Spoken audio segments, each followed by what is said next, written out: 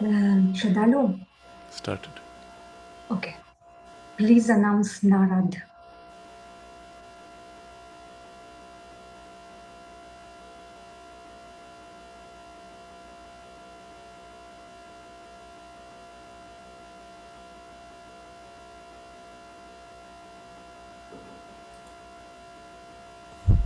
Namaste and good evening, everyone. Welcome to our continuing series, Evenings with Sraddhalu. Namaste, Sraddhalu. Namaste. Happy to be with all of you. And I hope Narad had managed to join or not yet. Oh, he will be on soon. He just finished his recordings. Good evening, Narad. Look, he's with us. Namaste. I think you're muted.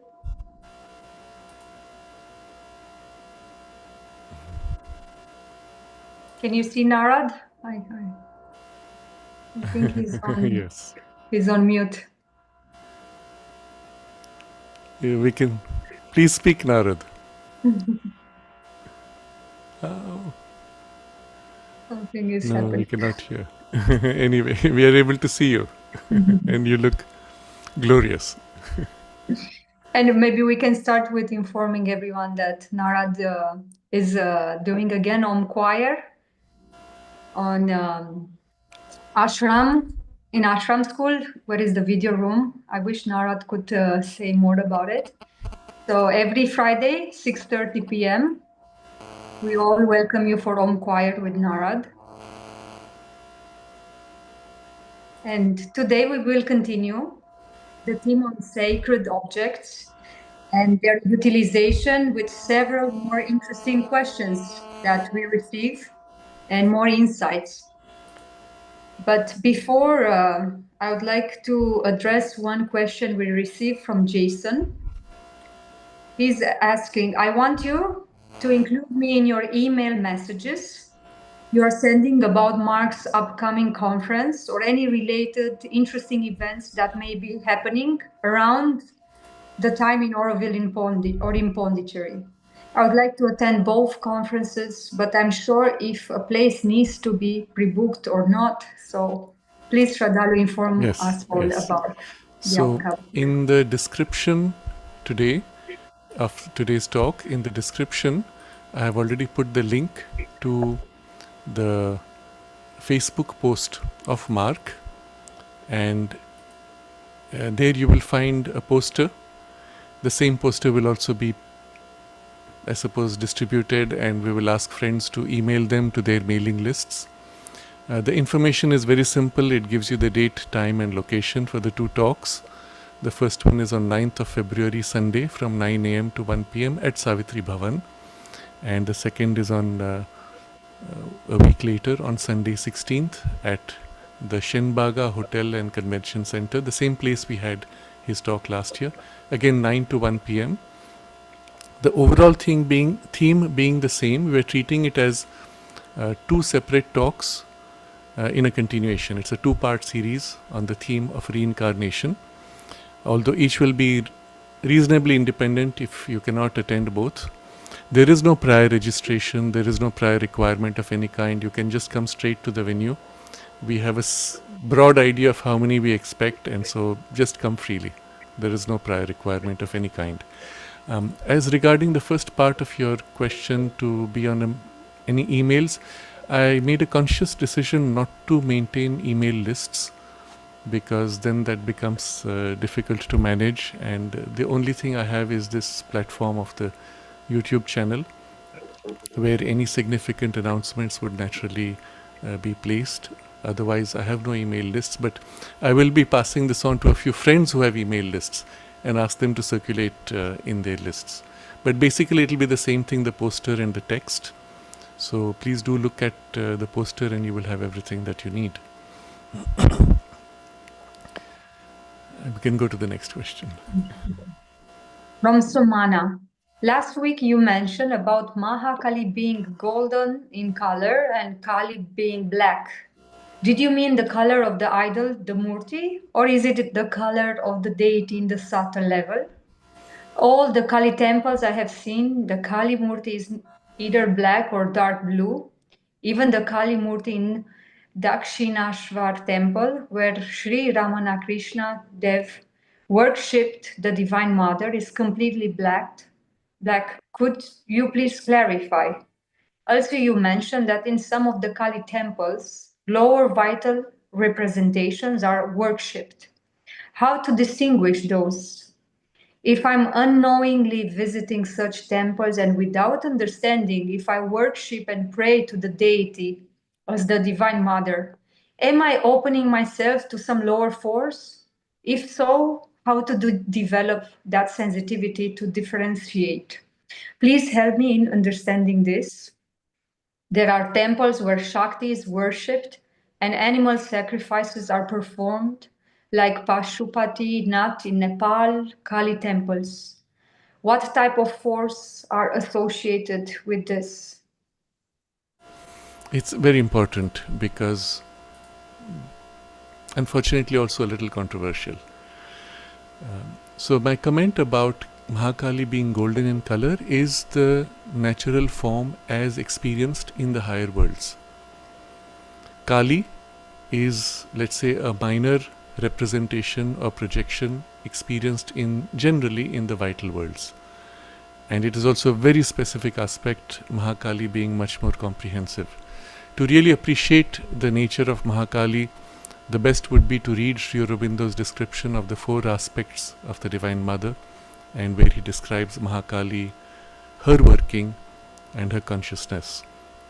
The description is so comprehensive, so vivid and powerful in transmission of the consciousness of that aspect of the Divine Mother, that just that will give you as if an intense, deep immersion and contact with that aspect of the Divine Mother, and you'll feel the difference.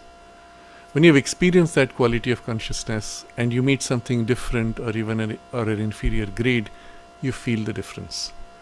So when you ask about developing the sensitivity, I'm going to say you already have it. Just learn to respect it. When you feel a difference, when you feel something is not so clear, don't let your mind question and doubt your own sensitivity. And instead of saying, oh, I must be impure, I must be insensitive, just trust that you have a sensitivity. Perhaps at that point you're clouded also by the confusion that comes with large numbers of crowds of devotees and so on. Perhaps, but what you experience is real. Increasingly, as your deeper communion with the presence of the Divine Mother grows, with that the sensitivity will grow naturally. You will feel in certain spaces that what comes is too coarse or too cloudy or mixed or dark, and just trust that. Just because a temple is famous does not mean the presence there is of a very high spiritual kind. It can often be famous because it has a certain vital power. A vital power either to attract people or even sometimes to give them benefits. And it is generally transactional spaces which tend to become more powerful or famous, or which have larger numbers of visitors, tourists or devotees, generally speaking. Because most people really are not concerned with pure spiritual spaces, because one does not always get material benefits or satisfaction of your desires in such spaces. So coming to the specific question about the Dakshineshwar temple, where Sri Ramakrishna Paramahansa worshipped the Divine Mother. Yes, the idol there is black. You must also distinguish between what the conception of the carver is versus the quality of consciousness that is invoked, versus the quality of consciousness that you concentrate upon when you turn to that deity. And the 3 can be different. So the person who is carving may follow a very traditional idea or image and symbolism, which may even represent something of a lower, more materially accessible grade. The consciousness invoked may be lower or higher, and it can be completely unconnected to the form and color of the idol or even the material. And then when somebody sits to concentrate, what you tune into may be completely different also. So you could, for example, take a very crude physical symbol. What you concentrate upon, what you conceive of, may be something very high. And the symbol is at best a focal point, like a lens through which you look at something which is far and you feel it close. You use this as a point of a link. Or to put another symbol, perhaps more accessible, the mobile phone through which you speak to somebody may be an old model, it can be dirty, it can be full of grime from people who have touched it, but the quality of the contact that you have in the communication could be of a different order altogether and quite independent, dependent perhaps on the person you're speaking to, which has nothing to do with the grime on the tuning device, which is the mobile phone. So if you are clear about these three things as being reasonably independent, then you don't worry too much about the physical idol being any color or form. It's the quality of the presence. You could even have a very deep spiritual presence invoked on something very simple and crudely formed. So how to distinguish? Go only by your sensitivity. And increasingly, as your sensitivity develops, if you're exposed to many different things, over time, you notice, oh, this space is clearer, that space feels coarser or darker. Just observe. Go multiple times and you will notice. Some places you come back with an elevated state, some places you don't come back with that, or there's nothing even. Simply observe, and with that the sensitivity will grow. When you are praying, that's why your question about going to some temple where the presence may not be very high, what is it that you are praying to? And that's the third thing which I was pointing to. What are you tuning into? And if you're tuning to the Divine Mother in your highest conception or feeling, it does not matter too much what is there. You may or may not feel comfortable with that, but what you tune to can be completely independent. I want to share here an interesting experience which was narrated to me by somebody in Orissa. He was from a family of priests, and he had a certain, let's say, opening and sensitivity to things occult. And he had a friend who was a practitioner of what passes for Tantra and low-grade ritualistic access to lower beings. And unfortunately that passes a lot for Tantra, though it's not. But let's say he was into that kind of a worship, and he wanted to show his power, in other words, his power to control beings or access beings, to my friend who was from a priestly background. So he invited the friend to his place and said, I'm going to invoke Kali. So he was made to sit. The room was darkened and this man began his chant and ritual. So in the middle of the darkness, of course you don't see much, but you do feel presences. What my friend described was, at some point during the ritual, suddenly there was a strong footfall, as if somebody had jumped into the room physically and with the thump of the feet jumping onto the floor. And then he felt in front of him the rapid breathing of somebody, the classical image of Kali with the tongue stretched out and breathing as fierce, destroying the evil forces, etc. So it was of that grade, but there was this rapid breathing. So immediately his first reaction was of a kind of a fear, because obviously some being had manifested. And then he said, because he had this background of Sri Aurobindo and the mother, he said, but why should I be afraid? I should not be afraid. And remembering the Divine Mother, he turned to this being who was in front of him and said, why should I be afraid of you? You too are an emanation of the Divine Mother. And so I bow down to the Divine Presence which is within you. And he concentrated on the Divine Mother and prayed to the Divine Mother. Within a few seconds, this whole presence, fear-giving presence, and all the drama and sound associated with it simply stopped. His friend who was doing the ritual realized that something had happened and his ritual had been neutralized. He switched on the light and was very upset, very angry. He realized something had happened which was outside his control, and told him, what did you do? and then refused to have contact with him. Now, I give this as an example because it shows you straight away the difference. Even if there is a lower grade of being or presence, what do you concentrate upon? And in this case, since he cut through that form and addressed it directly to the Divine Mother and invoked the Divine Mother into this form, immediately the higher presence dissolved the lower grade. The lower being was either dissolved or withdrew and could not bear that light or that presence. There's another example, not of such a negative type.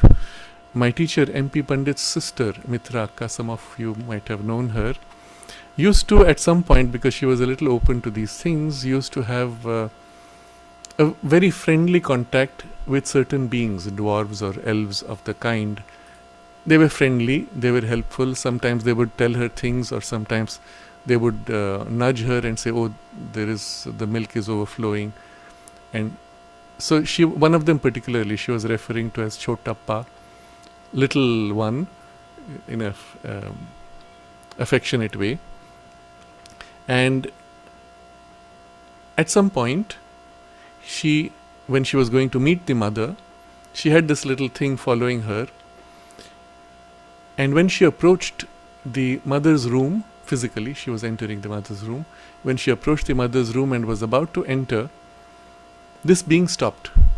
It refused to threshold of the door to the mother's room. And she found it unusual. And later she mentioned it to Panditji, who then mentioned it to the mother. And the mother laughed and she said, naturally, if they come in, they will be dissolved. It's interesting that when beings of a lower grade, and they could be benevolent or malevolent, it doesn't matter, when they meet the direct luminosity, light of the divine consciousness, which is large, vast, even infinite, and of a far greater grade of power of consciousness, when they meet that directly, their smallness, littleness, or the grade at which they are is too much for them to bear. Either they get overwhelmed or they dissolve in the intensity of that light. So the message I am conveying to you is always your concentration, your consciousness, your invocation should be to the highest conception and relationship that you have with the Divine Mother. My personal view, and this I share only as a personal view, it is for you to choose what works for you, is that I never concern myself with specific aspects of the mother, or particularly these secondary or even tertiary emanations. Even if you go to a temple, or if I go to a temple where there may be something like this, my concentration is always on the one highest Divine Mother, in the Veda described as the Mother of the Gods. With or without name, it is irrelevant. For me personally, I see the Mother as the individual aspect of this Divine Mother. And I always relate to her in her cosmic form, even if there is the individual aspect in between as the link. It is always to that I relate, irrespective of that particular deity form associated with the temple. I go straight to that, and through the form or with or without the form, it does not matter. But you have to see what works for you. So this is general observation. You've asked about temples where there is animal sacrifice. And you've mentioned Pashupati Nath, which is a very famous temple in Nepal, Kathmandu. What types of forces are associated with this? Always, wherever there is animal sacrifice, you can be sure it is a vital being, a vital force. But it may not always be associated with the main deity of the temple. So as in the case of Pashupati Nath, I happened to be there. It's a long time ago, more than 20-25 years. But I happened to be there. In the main temple, the presence is different. At the place where they do the sacrifice, it's very different. And what you have there is quite dark and low. Always, where anything that demands animal sacrifice, blood, or other forms of material, it represents a very low grade of vital being who use that substance which is released, particularly the denser grade of the vital substance, ectoplasmic or subtle physical, as a means to feed on, first of all, and then also as a means to act upon the material domain, either to influence, to act, to help, or whatever, to interfere. And it could be aside from the main deity, which could be reasonably clear or pure, which may be of a higher vital grade or not, I don't know. But I'm pointing out it could be separate, or if it is a temple where it is directly done with the deity, you can be sure it has to do with something of a very low grade of the vital world. So just a general observation. We can move to the next question. From Maurice. A few years ago, I was in Pondicherry, together with more than 1,000 other people. I waited the whole night in the street behind the ashram to visit Mother's room. At dawn, I heard a woman behind me say, Surya. A few people bowed to the sun that was rising above the sea. So I got another glimpse of the Indian soul that is much more open to spirit in nature.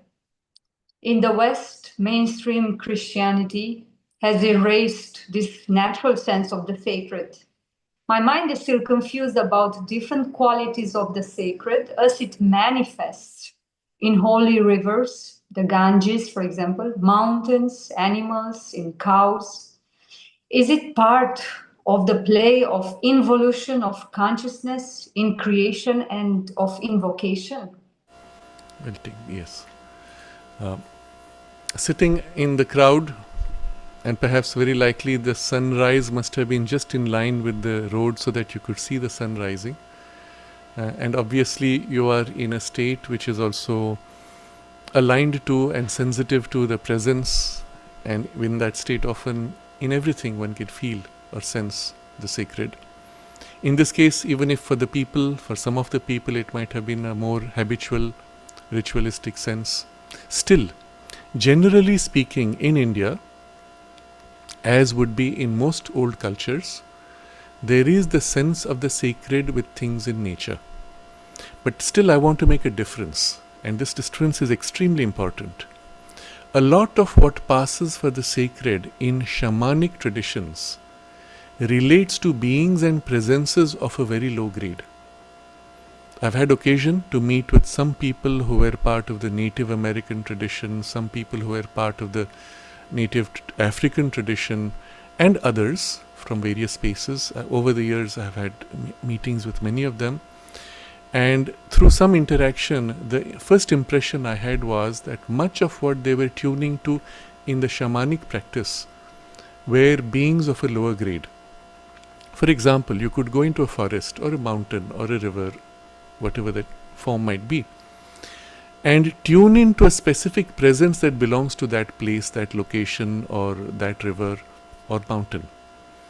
But what grade do you tune into? And very often these are beings that preside over that location. Generally these are beings that are very low, close to the material domain, close to the physical world from the vital, and it is to these that much of the shamanic interchange takes place. Quite unlike what you see in India, where from the Vedic times, the sun, the physical sun, was seen as a symbol of Surya or Pushan, and the various names associated, 12 names even for the sun, which relate to specific aspects or powers of the divine creative consciousness, the light of the truth, of which our physical sun is a symbol and representation in the material world. And from the beginning, from the Vedic stage itself, we find this idea that you don't worship the physical sun, you worship that of which the physical sun is a representation and a symbol. This has persisted from the Veda, through the Upanishadic stage, through the later forms of the Puranic stage, and all the way to the present. So when in India they speak of worship of the sun, it is not that kind of a low grade association with a lower vital being or power. The idea is always to something which is spiritual in essence.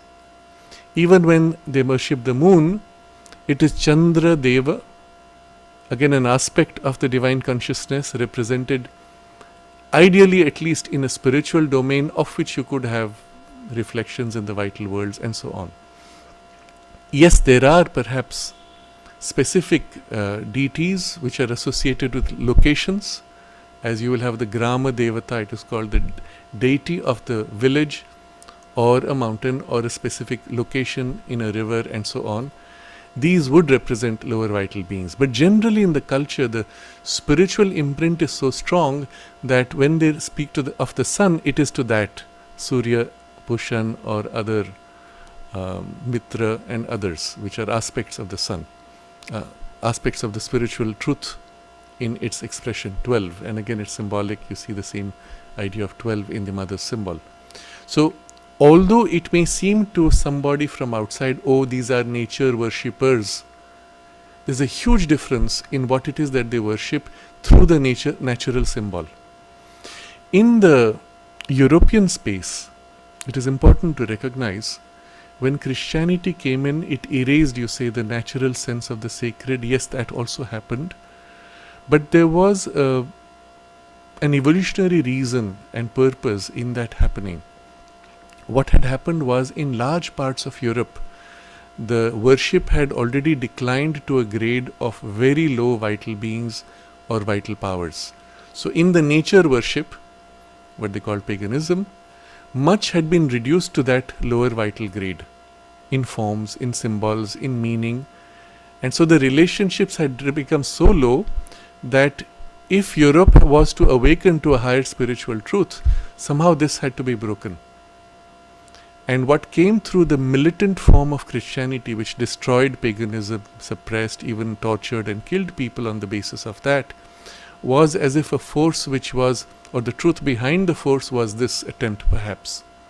And one can look at it this way: the evolutionary power used a certain very crude, coarse, destructive tendency for a purpose, so that today somehow that low-grade access has been freed. If you look at some of the Teutonic deities, they even demanded human sacrifice. And much of what passed under the general category of witchcraft involved human sacrifice. Though there was a lot of good which came, knowledge which came from the traditions, from the opening to knowledge of herbs and deeper healing powers, which also got destroyed in attempting to exterminate witchcraft. So we'd see a lot of good destroyed, but you have to understand behind it there was an attempt, or there was a tendency of an evolutionary power to free Europe from this lower grade. And Christianity pointed to again the idea of one God, in the process losing the aspect of the Divine Mother, which comes indirectly, and so on, many corrective tendencies in the subsequent lineages, let's say, or sects of Christianity. So this is the background in which you can understand what happened there. But again, coming back to India, the sense of the sacred in the Ganga, or in specific mountains, not all mountains, or specific creatures as cows, it comes from the Vedic symbol. And not all mountains are seen to have the same spiritual presence as, for example, Mount Kailash, which is considered to be especially more sacred. Not all rivers are considered as sacred as the Ganga, which has something very specific and special, and so on. So some of these came from a direct perception that there were such sacred deities or rivers, or a deity that incarnated or aligned with a physical part of nature. So, having made this distinction, then it's a question of your sensitivity to validate or experience. We can go to his next question. Maurice has another question. This week was the commemoration of liberation of Auschwitz. Some time ago, I visited the place. I still felt sorrow, but I had also the impression that there was light above the place. How can such places otherwise be healed? It's interesting what you observed. I can share my own experience also, but also the background for those who might not know. Auschwitz was one of the German concentration camps during the second Great War, World War they call, but and during it, one of the characteristics of many of these concentration camps were that people who were rounded up as inferior races, or which the elite Nazi considered to be not part of their elite world, were sent to these camps.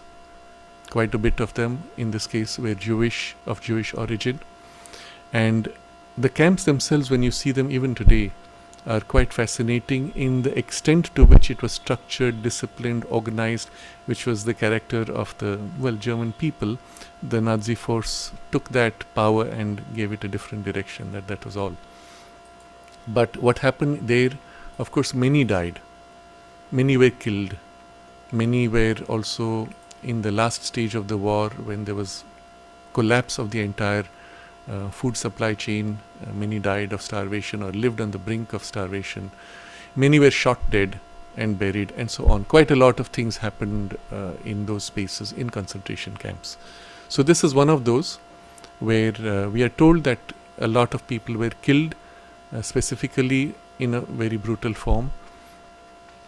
Having been there, my experience was similar. So there were two elements to that. One, I saw that the actual data of what was popularly presented was different from the actual events. So it was not primarily designed as a space for killing people. You find there were places where they had theatre, they had musicians, they had an orchestra, people playing football on weekends and things like that. So the first objective was actually to create a space where prisoners who would be, let's say, captive workers for the industries would be assembled. And most of the concentration camps were designed like this. You had a people who were captured and turned into slaves, effectively. But the slaves had to be kept healthy so that they could work better. And so there was a whole design and a structure to it. And then with that came also the torture and other experiments, which Auschwitz was associated with the MK Ultra experiments, where people were pushed to the brink of death in order that their mind could be broken and turned into a blank slate to be reprogrammed. So these were very intense, very painful experiments in which the elite developed the basic technology, which became later much more refined through hypnosis and other means, which passes today as MK Ultra, for reprogramming the human mind and making you think as they choose to think. So a lot of such things happened also. So yes, there is an imprint of suffering, but my impression was so much of the sorrow actually came with the visitors who came and who brought in a weight upon what was there. And similar to what you felt, above that was a light. Where that light comes is not obvious, but perhaps the impression I had was that even as there was the struggle below, there was a light from above which came to protect, to help and support those who were suffering. And if they could tune in, and if they had a spiritual opening, they would receive that help despite the most difficult or grim physical circumstances. You will remember Sri Aurobindo's help during the Second World War with several people. John Kelly, I've narrated before, we have discussed this with Narad, was one example, and there is the Romanian general who wrote a book later in which he describes meeting Aurobindo Ghosh. He remembers Aurobindo Ghosh at the time when he was being tortured, and the presence came of Sri Aurobindo to help him to survive the torture. And in the book called Lost Footsteps by Silviu Crăciunas. Crăciunas is how you pronounce it? Yes, correct. Crăciunas, okay. So there were many such people who felt Sri Aurobindo's help. But what would happen in all such spaces, wherever there, even if there were a few people who asked for help, there would be the light and the presence. Even to the extent, I would say, as powerful would be the light as might be the darkness below, in order to be able to overcome the darkness and help. So perhaps it is this that you felt, and I want to point this out especially. It's an interesting observation. Not My everyone brother senses just that. went last week there, and he sent me some pictures. So That's interesting. he felt the same, that it's something has a special feeling. Perhaps, Yes. as you said, is the protection and the light Yes. coming from above. It's fascinating. Fascinating. One would have expected much more of the darkness, but it is quite different. But again, this is to remind you that whatever It could be also because yes, people themselves, being in that state, they would invoke that presence to Yes. support. So their prayer and their yes. Even if a few people invoked, there would be immediately the ability for the presence and help to manifest and become tangible and accessible. So I'm placing this as an example because, and generalizing now, for all of us, Whatever your difficulty, whatever the circumstances you might be going through in life, even the worst, when you call, you have the help. And despite the most extreme material circumstances, the spiritual help can be called upon and it will make a difference. If nothing else, to you personally, and if possible to your material circumstances and even to a material collective. We can go to the next. From Kalpesh, we have a note. There are two guidelines that the mother gives when facing negative energies. First, never fear, as that opens to attack. Second, invoke the mother and place her in between. Yes. So last time we had a whole discussion about different kinds of entities, energies which might be present in certain spaces or not. And there was some discussion about protection also. But this was an important point which Kalpesh has pointed out and which we should have raised. Whenever you feel a difficult situation, and I was giving examples of some temples where the vibrations are very low, even the being was of a very low grade, never allow fear to affect you. You sense it, you say, okay, you choose not to go. It's a choice you make. But the moment you have fear, then the fear is your means of opening to the attack. Recall the example I gave earlier of my friend in Orissa who, first feeling fear, he was able to overcome that and attune himself to the Divine Mother. As a consequence, the being, the inferior deity, whatever it was either dissolved or repelled, could not affect, could not dominate, could not influence. So remember this as a general rule that the Mother gives, never fear. It is always fear which opens to attack. And build in yourself this basic idea that nothing can hurt you, nothing can affect you, because you have within you the presence of the Divine Mother. You turn to that, cling to that, invoke that, and nothing can affect you, despite whatever external threats might seem to be or might pretend to be. Do not believe them. Believe rather the truth of the presence within you. So first, never fear. And the second, when dealing with such influences, and sometimes it can be very awkward when you have human beings of a very crude or low grade dominating, pushing, manipulating, or even trying to exercise a controlling influence on you. Invoke the Mother's presence in between. If you like, visualize, feel her like a wall, like a protection, like a shield in between you and whatever it is that you feel harmful or dangerous. And when you open and place her in between, immediately you will feel, first, the tension, the pressure of that negative will be immediately neutralized by her presence. You will feel her rather than that. And the second from then would be either that dissolves, dissipates, withdraws, but ceases to be effective in any way on you. So let this be for all of us a point of reference of prior practice of aligning your state of awareness to these things. First, never fear. Second, immediately invoke in between the Mother's presence. How you conceive of her, with image, with a name, with form, with presence, with just an awareness, with or without form, doesn't matter. Whatever works for you is useful. Go to the next. From Madhuri, I have visited a saint's samadhi, which is still carrying energy. After coming from there, I experienced pregnancy without any reason. It was so tranquil that it could only be felt. Was it the energy of that divine soul or any message? I did not get it. Okay. So often one has the association of quality of smell, quality of touch, or even other forms associated with presences. Remember last time I spoke about how there is a densification in the atmosphere using the support of perfumes or even within you, in your material vital energies, even a formation of substance which can be of a kind of atmosphere of bacteria or even of perfume. And these are gradations which are very close to the subtle physical and physical. So yes, it can often happen when you go to a sacred space, you register the purity of the presence as a perfume. And if something of that presence sticks to you, you may even have the perfume stay with you for no material or external reason. That can happen. But again, it's not a measure of the spirituality. It can even come from a vital presence, which is reasonably material.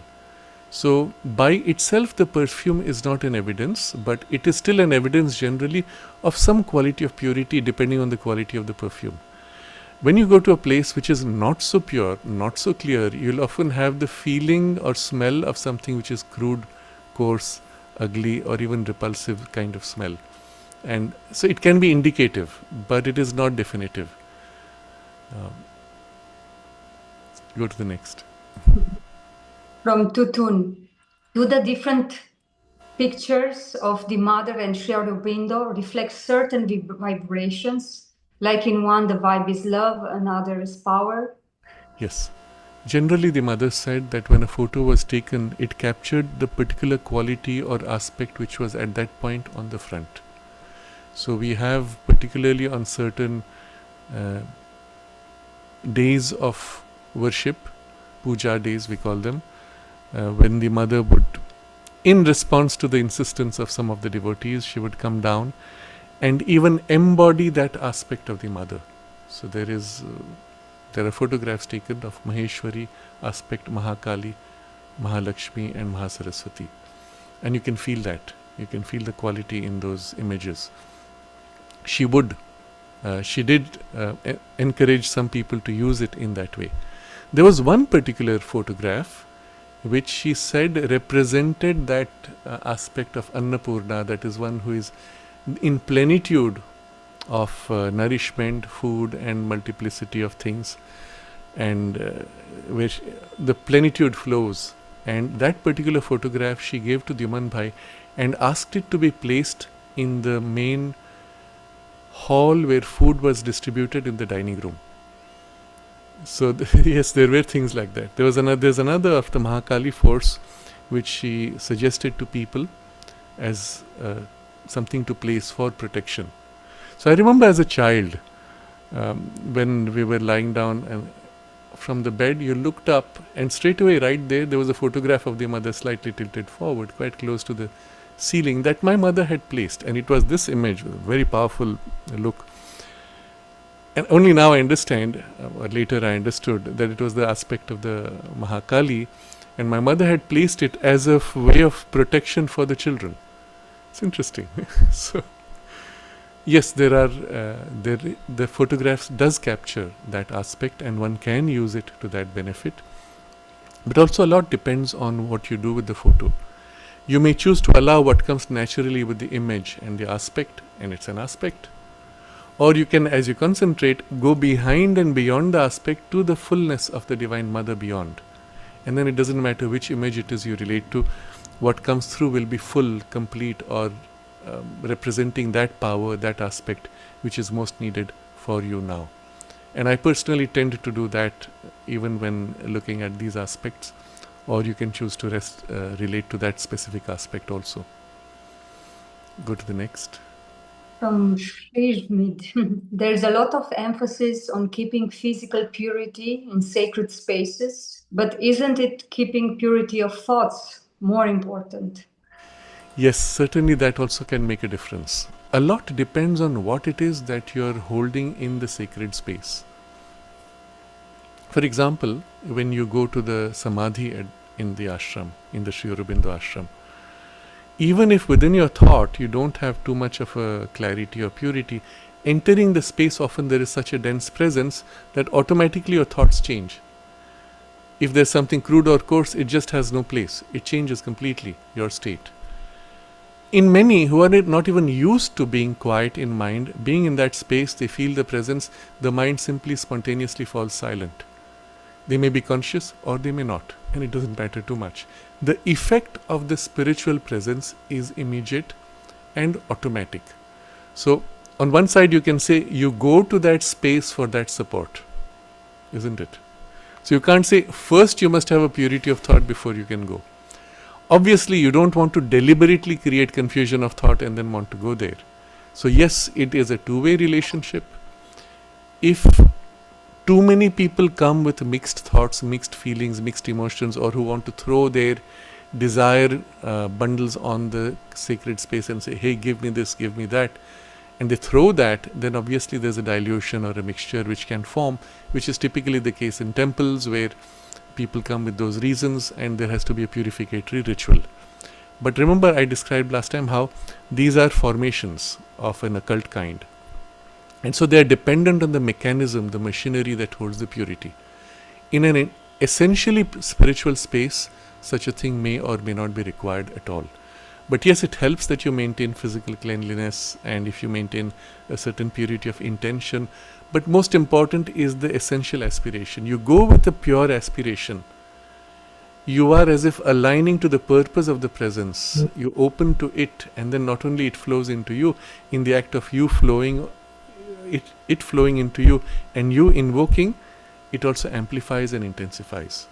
So the presence grows in strength when you approach with a pure aspiration to receive, or when you invoke with that way. So it can be a mutually supportive relationship, that you receive the spiritual help, but your purpose of aspiration helps to densify and intensify and hold the purity of the space naturally and even effortlessly. Go to the next. From Trinetra, nowadays the black and white photos of Mother and Sri Aurobindo comes in color, added color. Is that okay? Yes. So I've seen people who paint the photographs, and then of course a lot depends on their artistic skill. Some of them just fill a flat color, some of them try to create a shade on the basis of a black and white photo at the back. We have many tools today. With AI, I'm sure one can recover any kind of color, image, etc. In my personal preference, I don't feel comfortable with that. When you have an actual color photograph of the mother and you have a colorized photo and you look at the two, you can feel the artificiality. And to me personally, the artificiality forms like a screen in between what you feel in the direct photograph and what comes to you. So let me put it in other words. If the quality of the print is really bad, it's difficult for you to tune in to the presence. Or to put it another way, the presence does not have a sufficient material support to be able to act more freely. It goes both ways. So the form and the quality of the form and print, etc., does make a difference. Now, many people who don't, you see, everyone has today access to very powerful image processing tools. But many people who don't know how to use those tools, you take a scanned picture. First of all, in scanning, you have already flattened. Some of the blacks have become more black, some of the whites have become more white. Then you take it up in your software and you do what is called a histogram analysis to spread the colors, to spread the shades, even if it's a black and white image. The result often is a further distortion of the gradations of black and white. And sometimes you have blocky patches which appear. And when you take that to the printing press, again there's a further distortion. If you don't know how to process these correctly, you can lose a lot. And what you may get in print would be finally very high quality of print of a content which is very flattened in colors or even in black and white shades. And in my experience, perhaps it comes from my association, I don't know. In my experience, that distorts or limits or somehow compromises the fullness of what flows through or what I can tune in to. Of course, at some point you use that as a point of support. You close your eyes, you go beyond what the photo contains and touch that which is behind. Then it doesn't matter. But if you're looking to feel in the photograph or through the photograph and make the link with a more material support, I do feel it distorts or limits in some way. It acts like a screen which brings in the person who has colorized their consciousness or something that they have put into it as a layer that prevents the full transparency. My preference is to keep the photographs as they were originally, as close as possible to the original, and just stay with that. But perhaps with AI, many people will do many things. We have recently an AI that was circulated by somebody where they took photographs, one view of Swami Vivekananda, Sri Aurobindo and many other, and turned it into a 3D image with the person moving the head and blinking and so on. Obviously, the movement and the blinks were artificial. That was picked up by the way the AI chose for any ordinary human. And it did not feel correct. Of course, for some it was a very powerful experience even, because suddenly you go beyond the actual image to that which is behind. But it all depends on your experience. So I would simply say observe and then do what you find helpful. Go to the next. From Connor, what should we do when we use herbs or incenses or medications? I feel they are not directly with Mother's presence that is helping in its purest form. Do I pray to the Mother inside the plant, such as when I take ashwagandha for health or burn camphor? Well, simply I would say if you don't feel it, or if you feel it comes in the way, simply avoid it. Or use it for a different purpose. So you take a medicine, you don't think at that point that this is a spiritual thing. You take it as a biological or life vital medicine. So you use the camphor for the effect it has, which is to purify on a certain vital physical or subtle physical grade of vibration. Do that if it helps you, if you feel it helps you. Or you burn certain kinds of incense if you feel it uplifts or purifies the space. At the end of the day, go by your experience. Even if it is not directly supportive of a higher spiritual experience, if you feel it purifies, why not? If you feel it helps you tune into the higher, certainly. But if you feel it interferes, then drop it. It all depends on your experience. Always focus on what you can gain in terms of the actual contact with the presence. That's what matters much more. Even if the physical space does not have a purification by camphor or other means, when you feel the presence and when the presence densifies to a material level, it will do everything far more effectively even by such means. But if you feel such means help and build a prior basis of purity, and then you do the invocation, why not, if that works for you? I'm sorry, the solution I'm offering you is not a set formula. I'm saying follow your experience and see what works for you. There are in fact many perfumes which could be nice in the quality of the perfume, but where you will not feel the alignment to the spiritual presence. And it's difficult to describe how or why, but I would simply say go with the experience. That's what matters. Next question. From Spirit Bird. What about friends who enjoy being in the home, especially in your prayer or meditation room, of someone devoted to Sri Aurobindo and the Mother? These friends not consciously connected to the Lord or the Mother. Would this dilute the atmosphere? Possibly something in such friends may open to Sri Aurobindo and the Mother if they enjoy being among their photos, their energy, their books, etc. A lot depends on the state and intention with which they come. If somebody feels the presence, respects it, and cherishes and values that immersion or that exposure to the presence, it does not matter their background. Because again, I'm going back to who is the Mother, what Sri Aurobindo and the Mother represent. They represent the divine consciousness, not an aspect, not a limited form, focus, around which you have to say, this is this and that is not this. Since they represent the divine presence in whatever way, by whatever sensitivity, with whatever tradition that a person may be following or believing in, if they feel the presence and respect it, I would simply say it is worthwhile. And them being there, feeling and respecting the presence and enjoying it would be an aid, would even help perhaps for the presence to become more material and established. So in this case, it doesn't matter what tradition, what belief, what background one comes from. You feel the presence. On the contrary, if they come with no sensitivity to the presence, but they keep quiet with the respect, though they don't feel, that's still fine. In such a case, I would say they have no sensitivity on the surface, but inside there is a sensitivity that they are not aware of.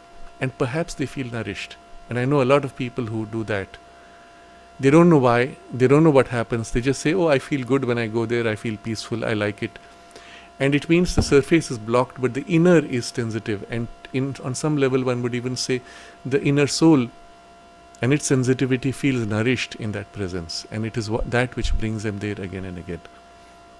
But there's a third, which would be the opposite, where they come, they don't feel, and they are not only insensitive but disrespectful, or bring a vibration which is contrary, that you feel dilutes or contradicts the sense of the sacred and the presence. In such cases, it is best to avoid. Now, who it is, what it actually does not matter. I've seen people who come from very simple backgrounds.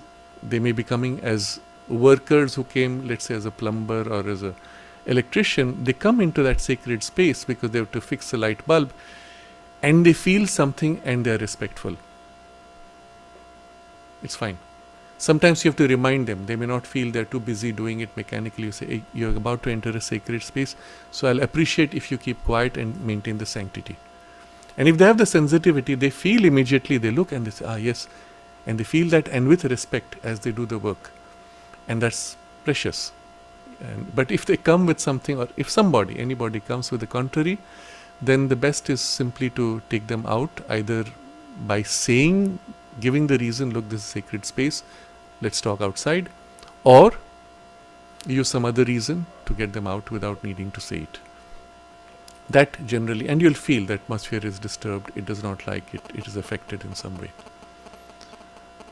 We have two questions which are very related. One from Shrivali and the second from Maya. First, can you speak about weapons of the Mahabharata war? Each one represented a godhead. Isn't it like the war of the gods? Is the gods so mantra bound that they oblige anyone who ever invokes them? I'm also curious about Narayana Astra. Isn't it Narayana, supreme godhead, who could Ashvatthama invoke and even use it? And from Maya, in the Mahabharata, there are plenty of sacred objects that seem magical to us today, such as celestial weapons, flying chariots, Kamadhenu, the fulfilling cow, Arjuna's magical bow, Gandiva, or even the Aksha Patra, the magical vessel that provided an unlimited supply of food for the Pandava brothers. Were these sacred objects symbolic or real? If real, were they divine gifts, alien or advanced human technology? Whether they represent technology, alien or human or otherwise, I cannot always comment, but I'll give a general response to some of these, and they are all quite different. So first part of the question is regarding the weapons which were invoked, sometimes by the use of a mantra, sometimes associated with a physical object, combined with mantra or without. And obviously when you see that somebody uses it, anybody can use that weapon to destroy. In some cases, you have to have a particular competence. Someone must have gifted you the weapon or initiated you into the mantra, and so there's a transmission of a force or a power by which alone you are able to exercise it. Or if you forget the mantra, then you are unable to invoke the weapon. Or if the power was given to you, somebody could withdraw the power. So all of these things describe powers which are not specifically bound to a state of consciousness. They may require a certain competence of utilization, but they are not bound to a state of consciousness, and this can be misused or used for purposes to harm or to help.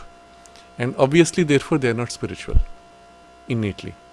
They represent powers which could be considered maybe of a grade which is vital physical, and there were very advanced technologies, or I would say there are very advanced technologies which in current humanity have been lost or forgotten, or more correctly withdrawn, which used to be present with them, which are still retained or known in certain alien non-human civilizations, planets, or otherwise, even on Earth, within those communities.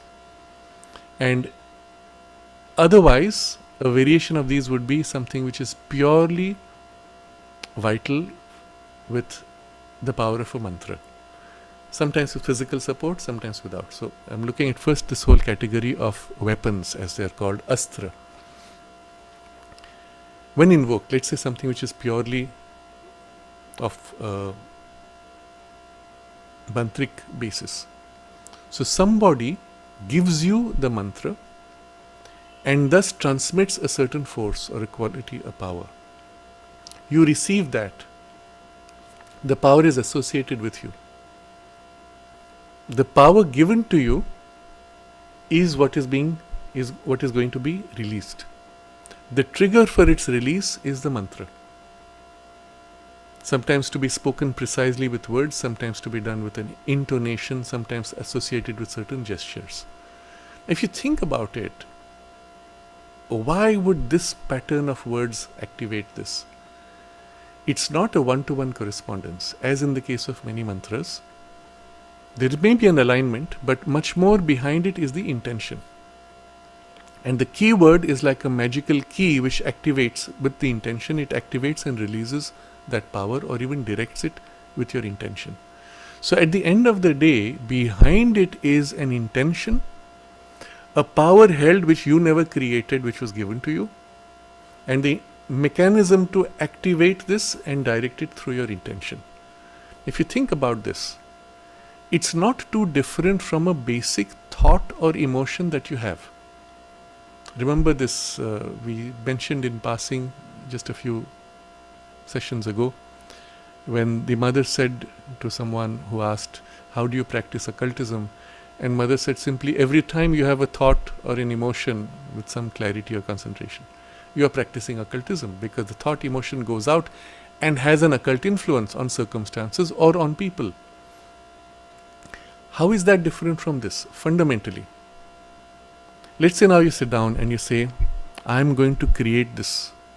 I'm going to finish this in so much time. And you put a strong intention of your will and desire and plan of clarity of mind and maybe a lot of emotional energy to say, whatever happens, I'm going to put, I must, I need to. And there's a huge emotional, energetic investment. That now becomes the energy that you put to fulfill, to realize a certain project which drives it. The act of doing this and the act of releasing this energy, emotion, will also attract emotions and energies from others which are similarly aligned. So the fact that you've held this or released this will trigger, through a ripple effect, attract similar qualities and have physical consequences of circumstances.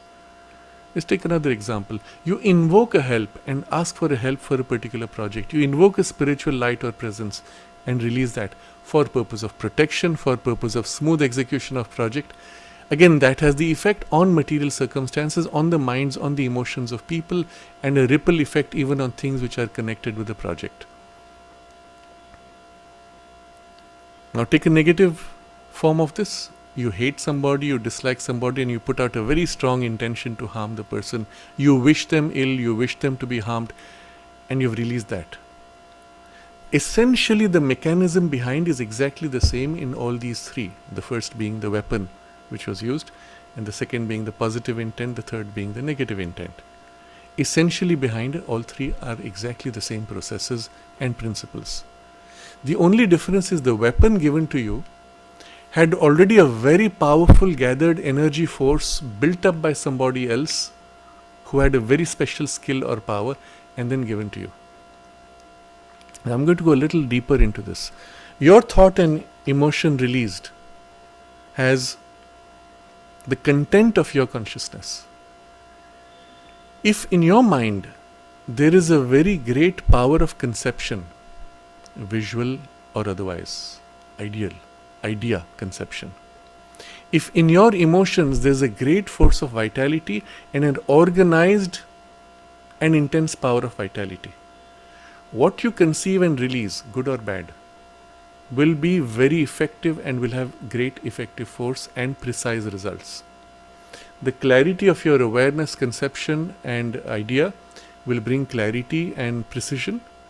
The force and energy that you release through your emotions or vital energies or even desires would give to it a strength and force of effectivity. Which grade depends on which grade you have it organized, formed and released. If you want it to be really effective, you would go through all the levels, from the clarity of mind at an essential level, through the gradations of idea, through the gradations of form of thought, through the gradation of life energies of a higher grade of inspiration and a lower grade of effectuation and push and influence, and even to be able to seize upon other people's emotions and energies to guide them or move them. All these grades aligned would make for the most effective and dramatic and precise outcome. Now, you could do this in a person who is thus organized on all these levels, so such a person would be more effective generally in whatever projects they take up or they manage. So the manager's quality of consciousness makes a huge difference to the effectivity of the team. Now, it could be the manager is not very good, but team members compensate for his lack, and still it will work. But my point is, someone has to hold to be able to navigate and make effective. I give a good example for this would be Elon Musk. Tremendous power of intellect, conceptualization, intelligence, organized, structured, with depth of insight, huge vitality, which is also massive in intensity, power, width, large vital, and so and power, so wide, effective power, but also restrained and controlled, not haphazardly thrown. But of course, such people, when they have huge vitalities, they have occasional outbursts. When they get upset, you can have that also, and then they can punch you with their anger.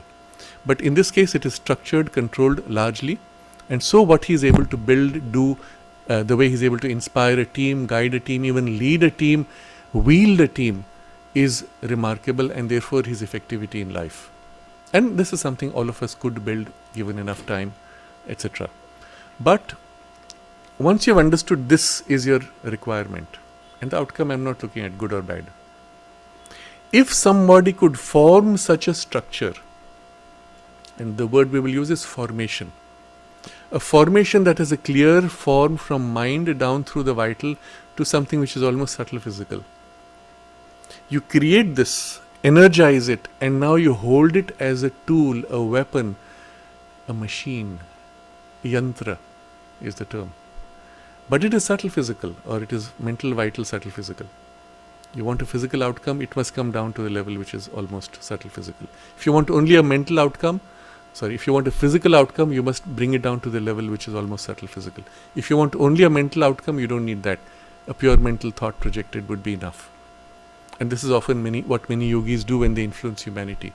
They put out a thought, they put out an emotion, even a current in the collective consciousness, and humanity is swept, directed, redirected, etc., affected generally.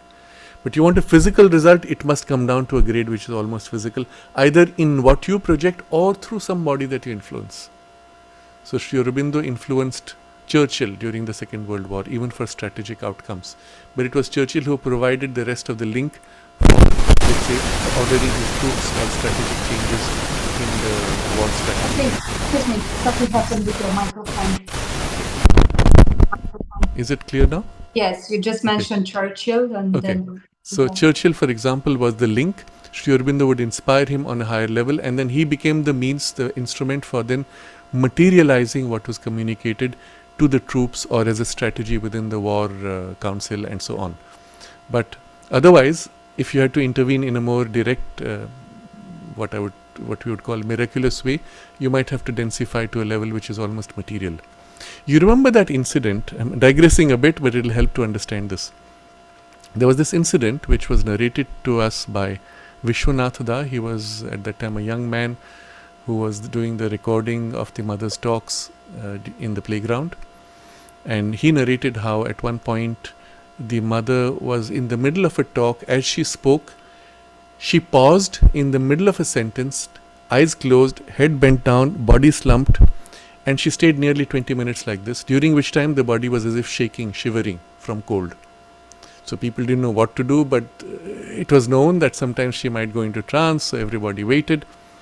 And after 20 minutes, she again opens eyes and continues exactly where she left off in the middle of the sentence and completes her talk. At the end of it, She says, you might have noticed perhaps that in between I would have gone into a trance and my body was shivering.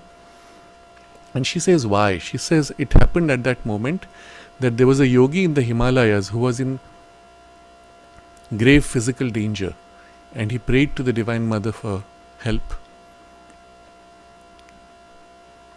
And then she says, because I am here on earth, the call came to me. She put out the help required, but the nature of the intervention required a material intervention. So what she said was, she had to go out of her body and from her subtle body materialize her body to a physical level of vibration to be able to intervene and help him. As a consequence, her materialized body experienced the full cold of the Himalaya, the region she was in. And generally when one does that, the subtle body projects and materializes. The materiality of the subtle body's materialization is directly of the grade of substance of our primary physical body, and a damage done there will actually damage this. If that one is killed, this dies. It immediately transfers whatever injury is there onto this, because it's the same material substantially. It is the same thing with an extended substance, that's all. So the experience of the shivering of the cold was affecting her gross physical body here.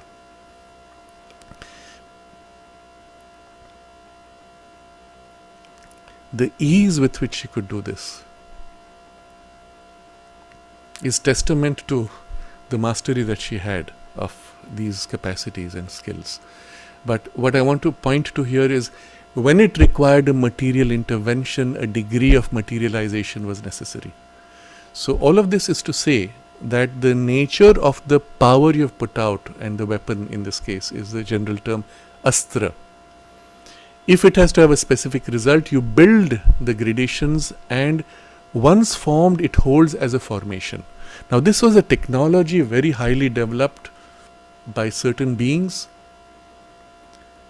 They still exist among certain extraterrestrial beings who are very highly evolved. They may still exist among certain human beings who represent a capacity of this kind.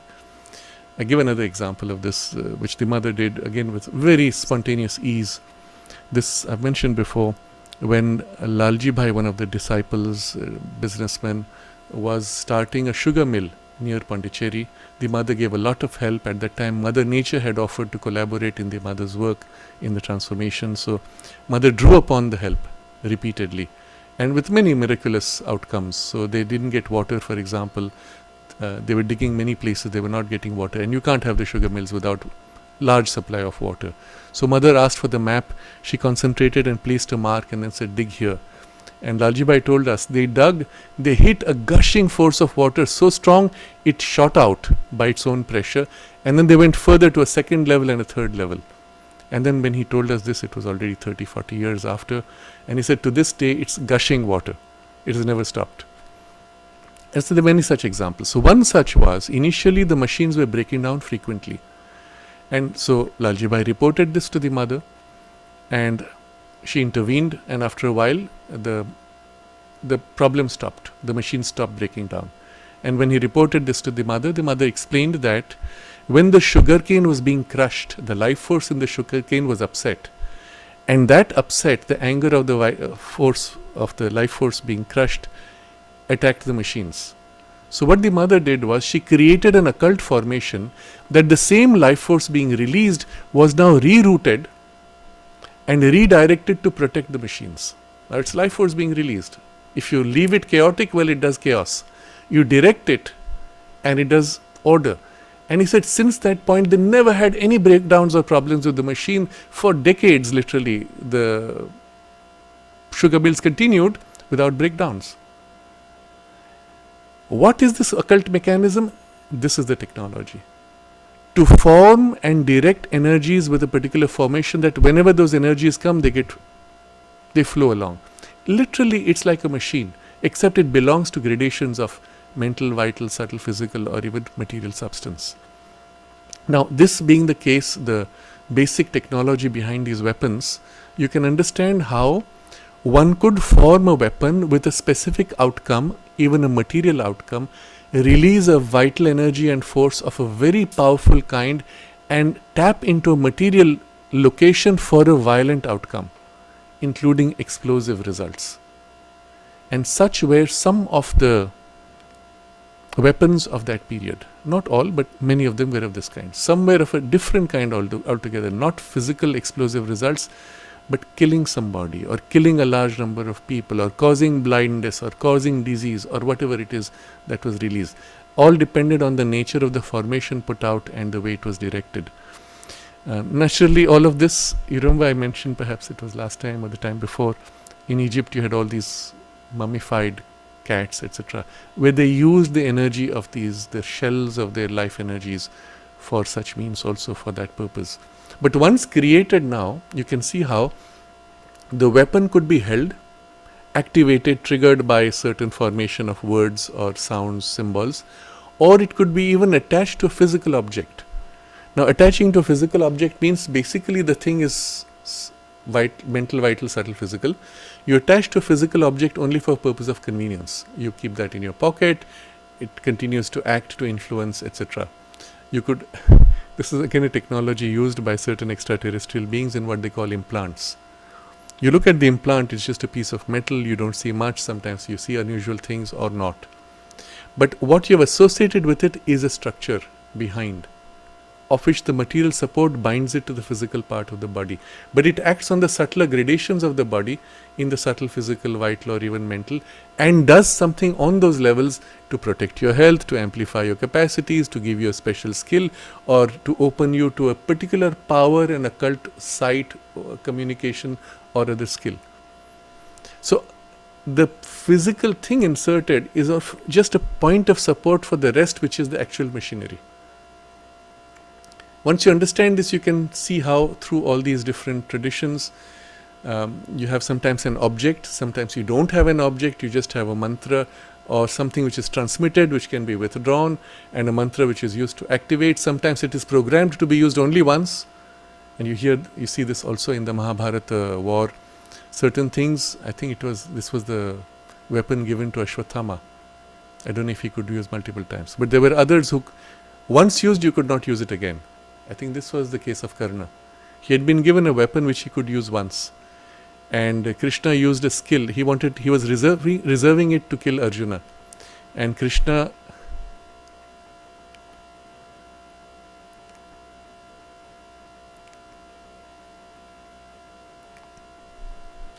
created a situation where the person was Ghatotkacha, on whom he had to use it, and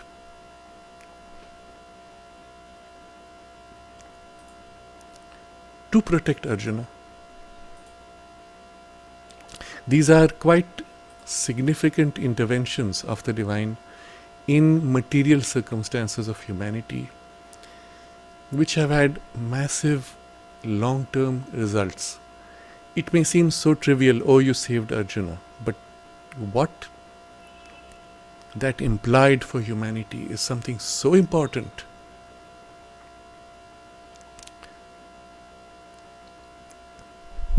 The sacrifice of Ghatotkacha was worthwhile.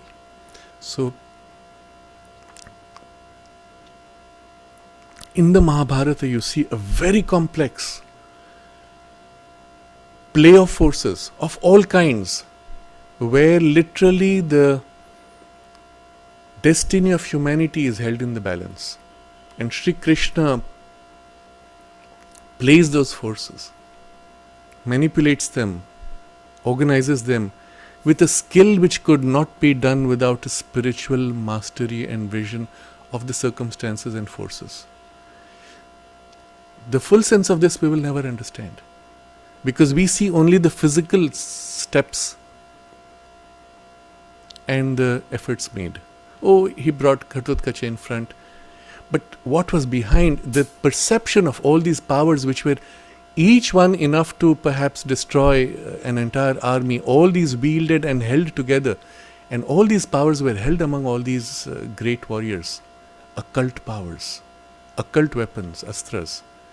And as long as this remained in the hands of people who were choosing or bound to be aligned to the wrong, to adharma, to the against the truth of a higher evolutionary purpose, humanity was at stake. And these had to be released, consumed, and wiped out even from humanity. When you look at what was done there is so amazing, so extraordinary. Which is why you see at the end of the Mahabharata, all the Kshatriyas, the warrior clan, are wiped out. None left.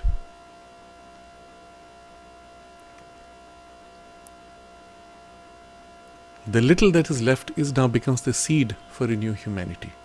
But with that, the entire knowledge of all these weapons and technologies is as if withdrawn. The new humanity doesn't have it anymore. So you see these, even sometimes physical, flying chariots, etc., which were physical technologies, all these are withdrawn. Because from that point on begins the Kali Yuga. And such weapons in the hands of the wrong people or with those who were not aligned to a higher truth, who could not restrain themselves from misusing it, should not be permitted. And so all these were literally wiped out from humanity by their utilization and by their exhaustion and the further knowledge withdrawn. And those who hold it, well, they just withdrew. Even some of them did not reincarnate, and perhaps some of them now reincarnate when the new rebuilding of humanity and the new age has to begin. But this is to give you the background of the weapons and the circumstances in which all these were deployed and the mechanism of how these weapons are held. So today even there are textbooks you will find which still survive, where people give you formulas for do this and get a certain wish fulfillment, etc. Some of them also, I'm told, teach you how to kill somebody or launch a negative, harmful intention to harm someone or kill someone and so on.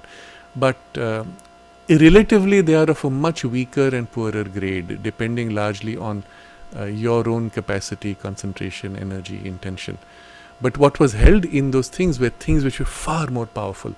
Some of the explosions of these Brahmastra and others were such that the entire earth would shake. Elephants would be thrown in the air by the force of the shake. And 10,000 suns is a description, I believe, of one of these explosions, which is similar to a nuclear weapon used. People, they describe hair falling off, nails falling off, and so on, which seems so similar to nuclear weapons and the radiation poisoning. But were there nuclear weapons of the modern kind? No. Obviously not. Today's weapon is this gigantic thing. We have smaller weapons now, which what they call suitcase bombs, that can destroy a small city, a small town perhaps. But still, there's an object you have to carry, and it's heavy. Perhaps you could miniaturize that with a very advanced technology, and it could be brought to this level of a pebble, and it could, yes, perhaps. So it's possible that some of the weapons were purely physical, but the bulk of them, because they were bound to mantras and things like this, were not purely physical. They had this other dimension, and perhaps with a physical support or not. It was not needed. There is this very interesting incident in the life of the Pandavas when they had to go into incognito mode for 1 year. They hid all the weapons. At the end, when they come out, they go and have to retrieve all their weapons. So it means there was something associated with basic weapons like the arrow and bow, which was associated with a special capacity. The Arjuna's magical bow that you mentioned, Gandiva, was certainly made of perhaps a special material or had a special strength or special technological form to amplify the ability to release an arrow.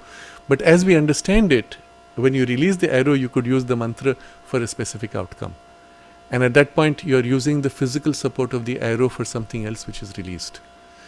In variations to such mantras, a person will take ash or will take a soil, repeat a mantra and throw.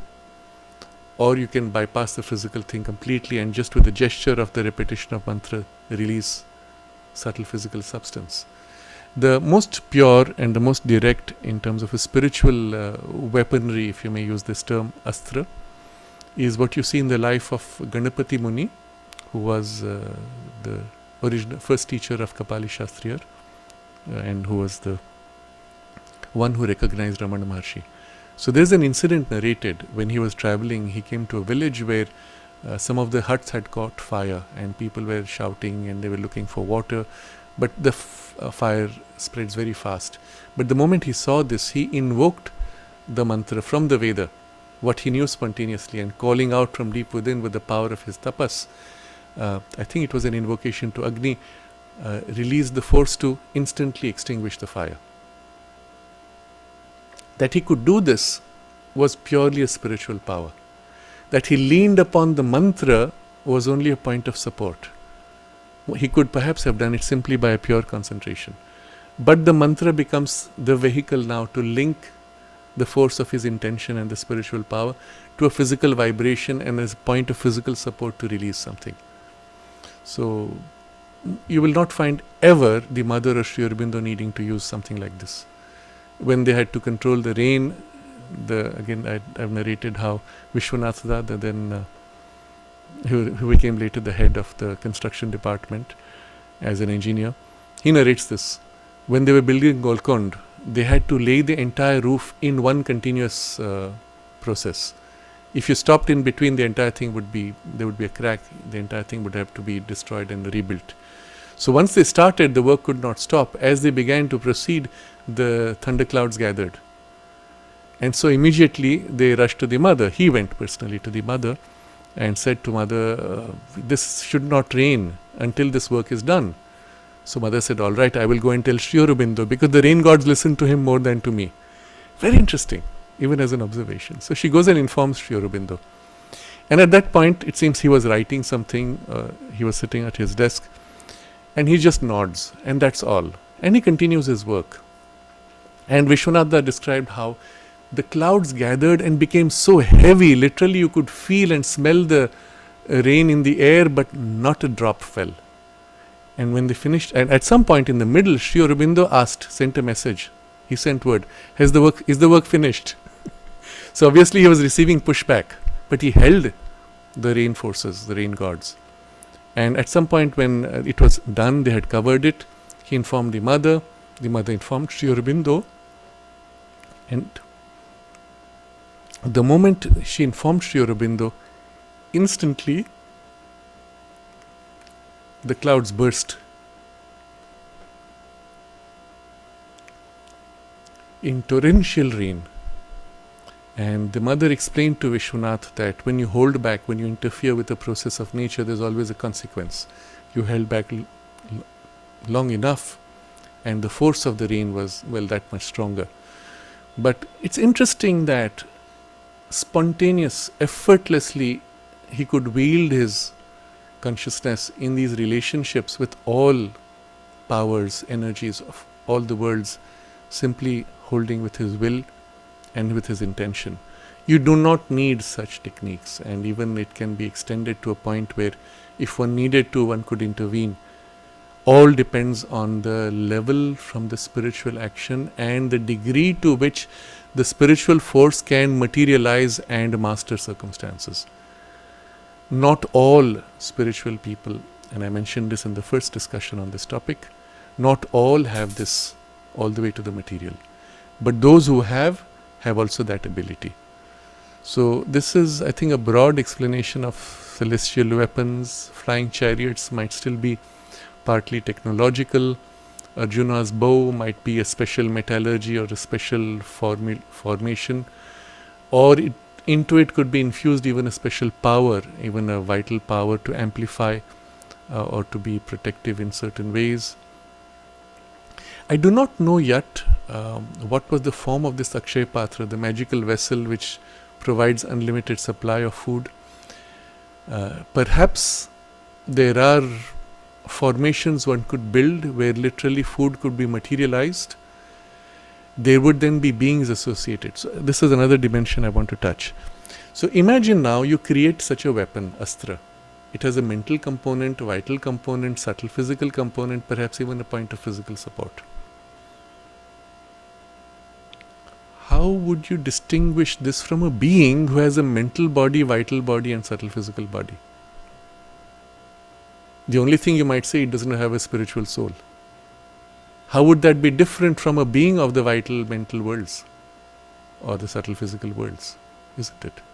So literally, when one creates such a vehicle or instrument by such means, it is and must be treated as a conscious being. So this is the reason why even the astras are treated as beings with due respect, with the conditions required for their action and so on, the being could be used for a one-time exhaustion and then it has no more force. Or it could be as a being that you could gift the access to it to individuals differently or separately. All depends on the nature of the force and the way the being has been built up. Recall again the discussion Mother had regarding these 3 elves that were throwing stones in the guest house. That incident has been narrated many times. When she summoned them and she said they were formed for that work. The magical process was really a process of forming these beings for that specific outcome. So again, the man who does it has no knowledge of it. He is only tapping into a formula. The formula has this effect. Why? Somebody created the formula with that particular force, and that's the weapon, so to say.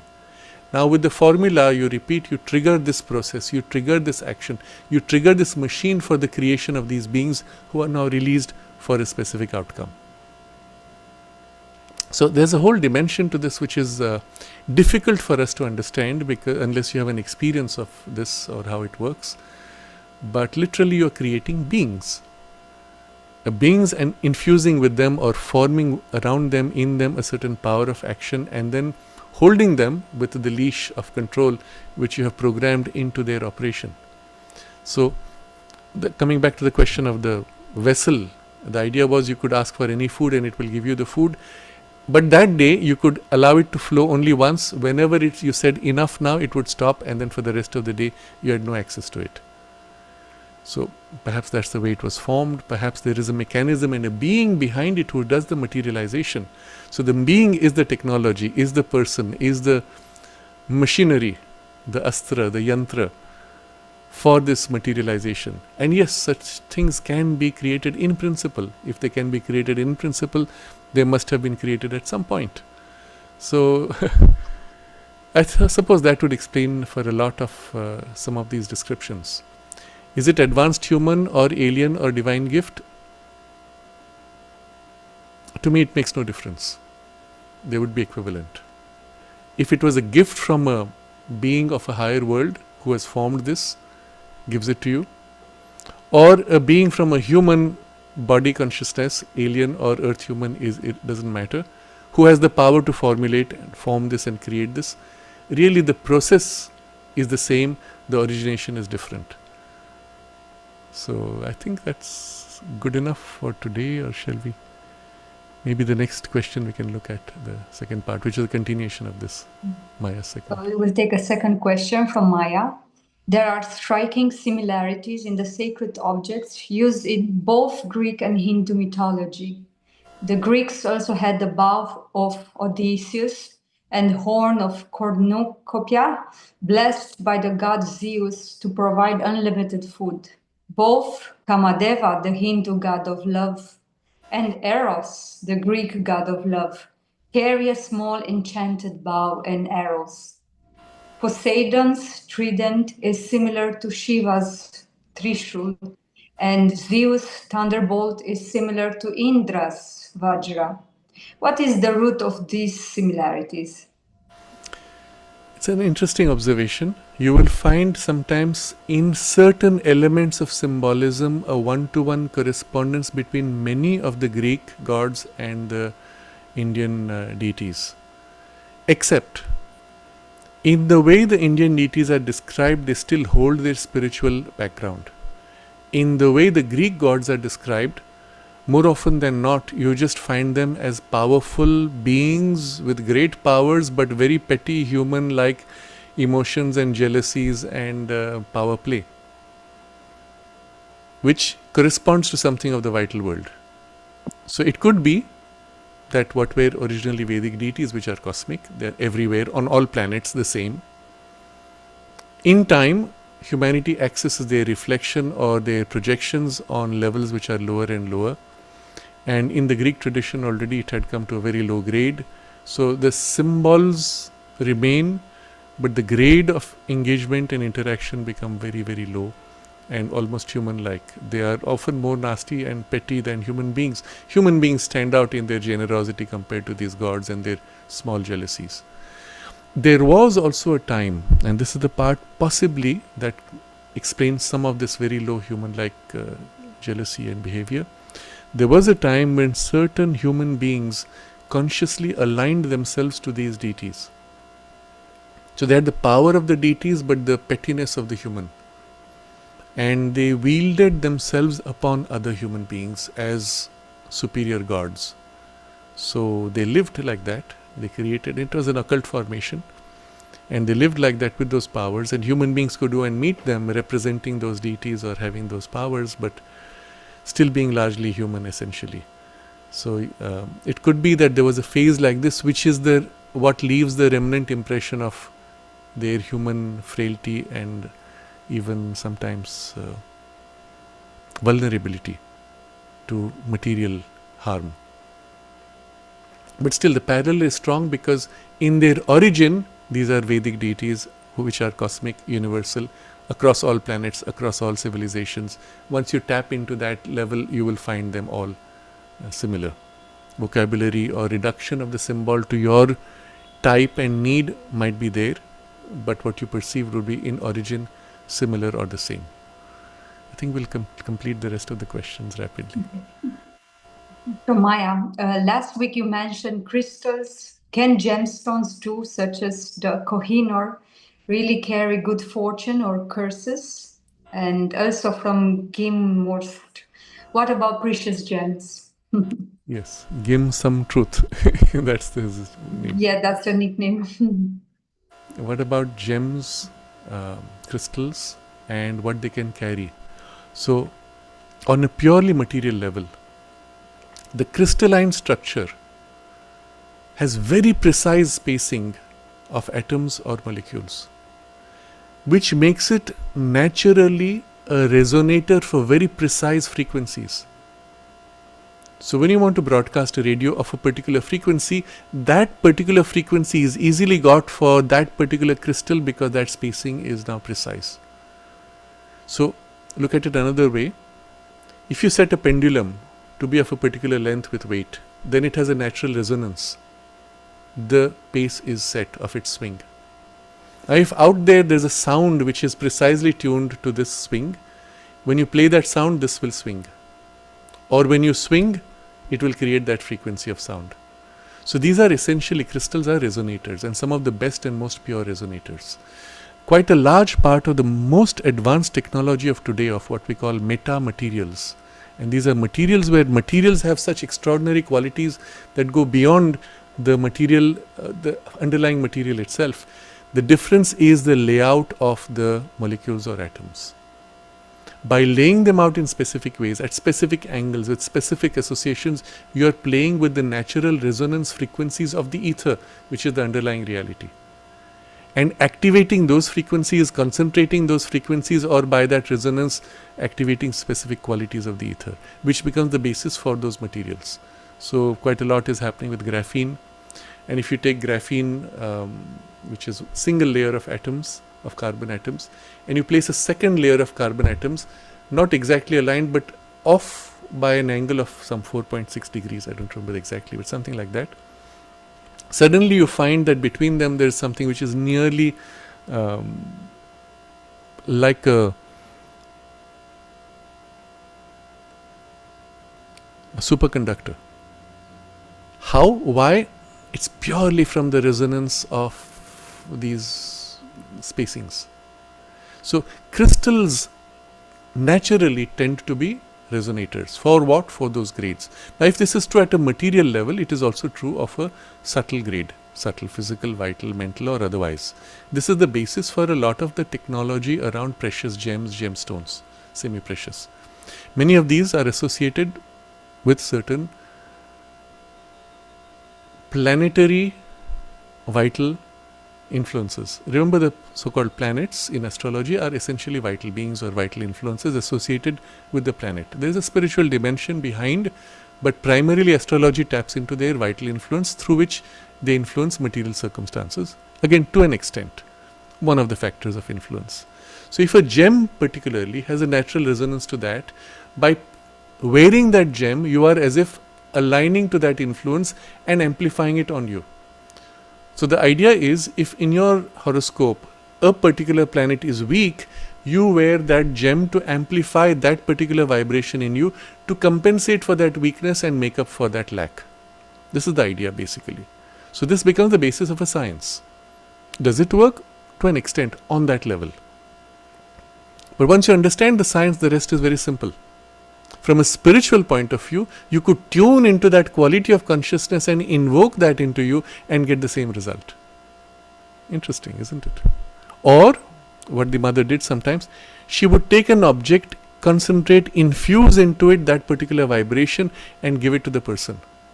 And the person receiving it, retaining the object on the body, in the room nearby, or simply absorbing the vibration that came to it, and you had the result that you needed. But for that you don't need to know anything, you don't need to know any of this lower grade of technology, you just feel, draw and infuse, and that's it. So you can see how the same result could be acquired directly by spiritual means, indirectly by vital means, and even more indirectly by physical vital means, which should be the nature of the gemstones and so on. Upon that, some of these materials are very sensitive to vibrations of certain types. So we are told, I don't remember, I'm not an expert in this, I was only interested in the science, so I studied to that extent that it helped me to understand. I remember vaguely reading that quartz is associated with a protective influence, etc. But the idea being, it influences a particular quality, or it resonates with a particular quality which has that effect. Now if that be the case, you could also piggyback on it a certain mental, vital, subtle physical substance, intention, content, the way we described earlier with the astras or the weapons. And you could infuse into a crystal a certain vibration, positive or negative. If it is positive, it would continue to radiate, because it's a natural radiator, that vibration along with whatever base vibration it naturally has from the crystalline structure. And because the crystalline structures have specific frequencies or vibrations on a material level, there's an equivalent in the vital or mental levels also. So you can as if tap into that, amplify that, or use that as the point of support to amplify powers or energies, or wield those powers, energies on that grade using that as a vehicle, etc. A lot can be done. So let's say you have goodwill for a person, and this particular gemstone vibrates on a level which is vital, mental. You infuse that goodwill, and now this vibration that it puts out resonates with the goodwill, or the goodwill uses this as the, what is the word in radio waves, we call this the carrier frequency. So in the radio waves there is one fixed frequency, and you modulate its amplitude with your message, the voice vibration. So there's a carrier frequency of the crystal resonance, upon which you infuse the vital, mental or other intent. Even it could hold a spiritual intent. So there are things which are naturally aligned to certain kinds of things they can hold, but in principle you could take any crystal and infuse, in principle, anything. But if you could do that with a crystal, with a spiritual power, you can do it with anything. So, and I'm extending the technology which we touched upon last time. Flowers, being essentially vibrational in the level of the psychic quality of consciousness, would be then most suited for transmitting in psychic vibration or through psychic content the spiritual force, which is why the mother used the flowers. Crystals are more on the vital, physical, etc. So not of much use for this purpose, and you don't need it. You could still do it, but you could do it the same even with the flower petal, and you would not be in any way less effective, because the action is primarily spiritual. So all this is to just give you the larger technology behind, the understanding behind, but also the superior method available through spiritual means. Yes, so they can carry positive intentions, they can carry negative intentions, they can carry the jealousy of a person who has held that gem for a long time and who has always said anybody who takes this away will be harmed, and has put that energy of harm. And if that crystal is taken, the gem is taken by somebody against the will of that other person, there could be an associated formation that continues to radiate harm. If you have the occult knowledge or the spiritual power, you could neutralize that, dissolve that, replace it with a positive thing, and so on. So a lot can be done. You're not bound to those good fortune or curses, but mostly the fact that you believe in it feeds it and supports it, or even creates it in some cases. So that's the rationale for these gems. And we'll go with the last question then. My ask fourth question, or do you want the closing? Yes. We'll do that. Let's We'll finish this do. fourth. So we'll finish the topic today. The vaults underneath the Padma Bhavasmi temple have been found to contain immense treasures and wealth. The last vault B has not been opened yet, and from what I read, the Travancore royal family believed that disturbing the vault would desecrate the temple and disrupt centuries-old rituals. Can you please shed some light on this and what you think it's inside? It feels like a portion of the wealth of ancient India has been carefully preserved for the time when India will rise again. In the future, how should the wealth and sacred objects belonging to ancient Indian temples be managed? Yes, often it was the responsibility of the kings to not only dig wells, lakes, and make sure the water table was replenished, which is the very opposite of what we do today, but it was also to offer the wealth of the kingdom to the temple, to the deity, and it was to be reused in times of distress whenever required, but the wealth belonged to the deity always. So it was a way of physically expressing what was known in a higher spiritual, cultural sense. That tradition continuing for a long time. Many of the temples had vaults where these things were stored. It was also a way of supporting craftsmen who created works of wonder and art through these things of wealth. When the invasion started from the Middle East, they targeted the temples for two reasons. One was, of course, the usual narrow intolerance associated with many of these coarser traditions that destroys anything which they don't understand or which is represents a truth that they refuse, but also for the loot of the wealth. So they would come and destroy the temples, take away the wealth, and it was huge wealth. As we see in just one case, Padmanabha Swami temple is one of the few which was not looted by these oppressors. Nobody knew the huge wealth which was under, and it was only because of some very mischievous elements that the courts in India ordered for these doors to be opened. One of the doors was opened, and they found such huge amount of gold wealth that they said it could literally shift the whole economic condition of the country. But for what? What would you do? You'd have to take that out and sell the gold and melt it. Then only you'd get the economic benefit. For what again? And how would you really use it? So, if you look at the idea behind, the intention behind, and you draw from it, you could actually recover something very beautiful from ancient India's traditions. And there's still a second vault which was not opened, and there's a lot of spiritual or occult objectives behind to protect and not open. For many, there was the idea that it would desecrate something, or that there was a curse associated with opening, etc. Maybe there is something vital or not. I don't know. It's not important. But the fact of the wealth and the fact that it was done with such genuine intent, and the king of royal family continued to donate every year wealth, which continued to be stored in these chambers. None of the priests ever stole. None of the kings ever stole. The stealers were only the invaders, the barbarians. Later, the British also did their part in such things. But sometimes there were protective powers, as you see in Egypt, where over the chamber, Tutankhamun's tomb or others, they had this kind of a curse or a warning.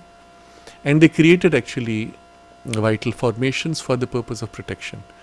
All 5 people who went into Tutankhamun's tomb died mysteriously by accident within a few years, under unusual circumstances. Of course, if you look up the atheists, they will say, oh yeah, but that was an accident, this was an illness. But the fact that they all died within a few years shows you that the curse acted through circumstances, obviously. You look at circumstances, you'll say there's no curse.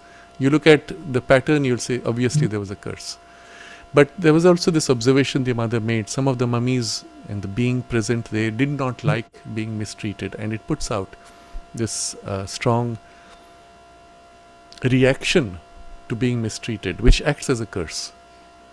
And so there are things like this also. I do not know if these temples had some such protection or not.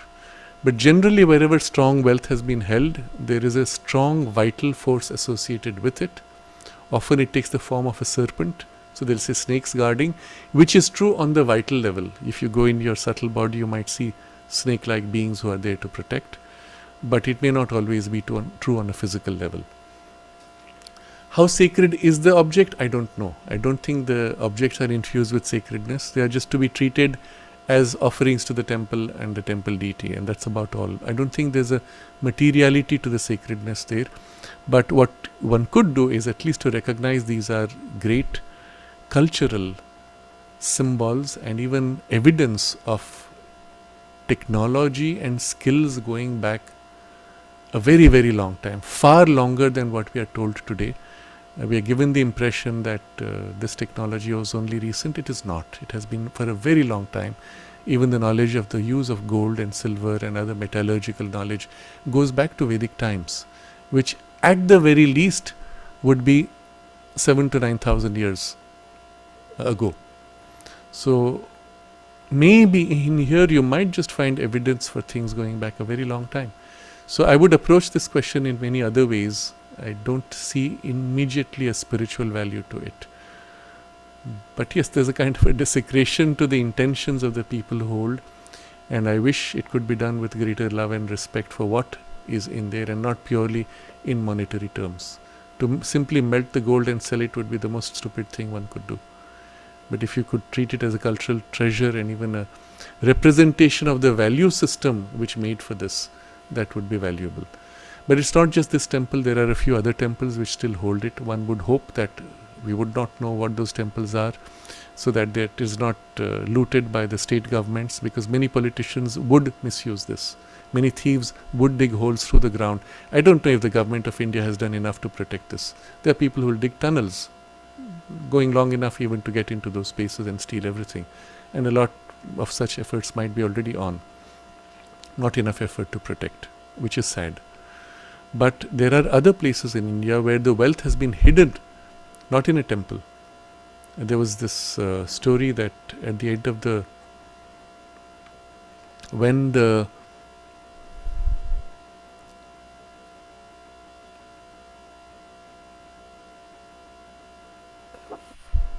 civilization which was formed around Krishna Deva Raya's lineage and the great for several centuries that it lasted, of which today you see only the remnants. You had that entire space which had such great wealth.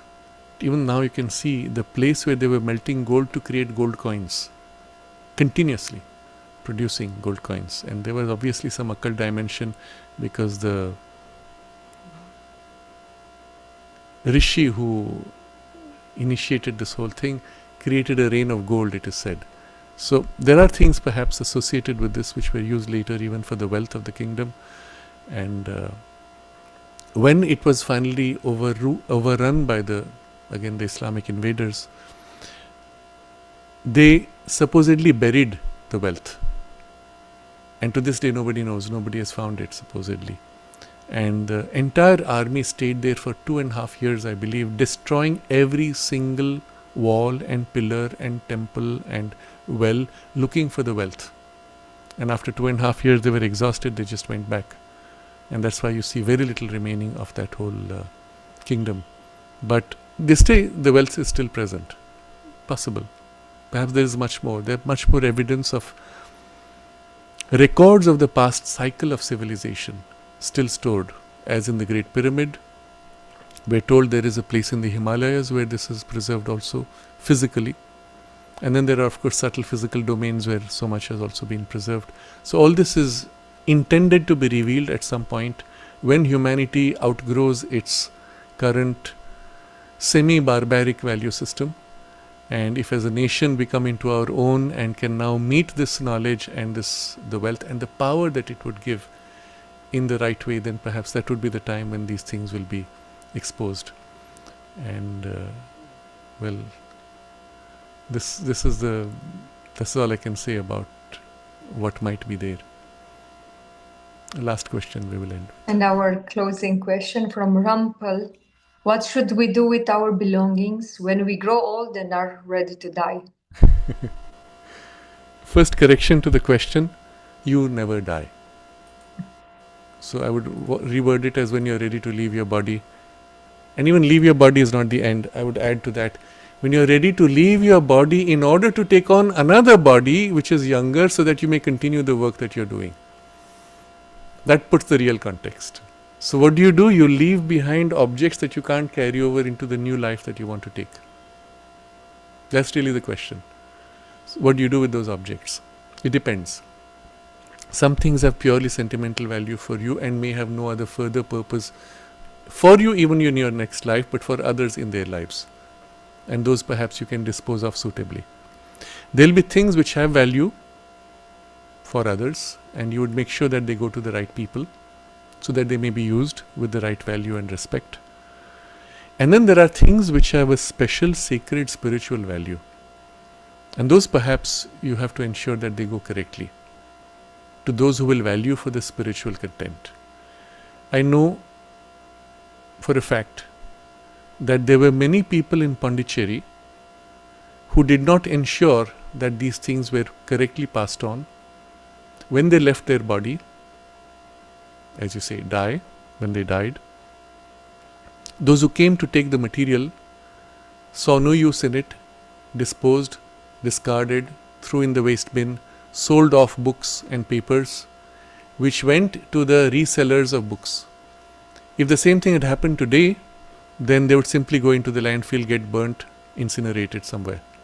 Fortunately, in those days, because of extreme poverty, any books sold were gathered by these second-hand booksellers and repurposed and sold back to anyone who wanted books. Today with the internet, nobody wants books, so they just burn them. But at that time, they would sell them to those who wanted to buy cheap. And there was one person in the ashram, Limaye, he was a Marathi man, teacher in the school. He would go every week on his bicycle to these resellers of second-hand waste paper and second-hand books and go through all the books, and he would find inevitably over the years books signed by Sri Aurobindo and the mother, which had just been thrown off, discarded. It still happens.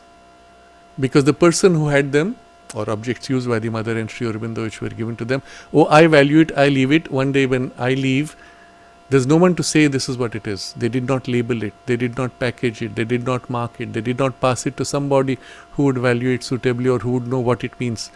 And the matter has been discarded, lost, destroyed.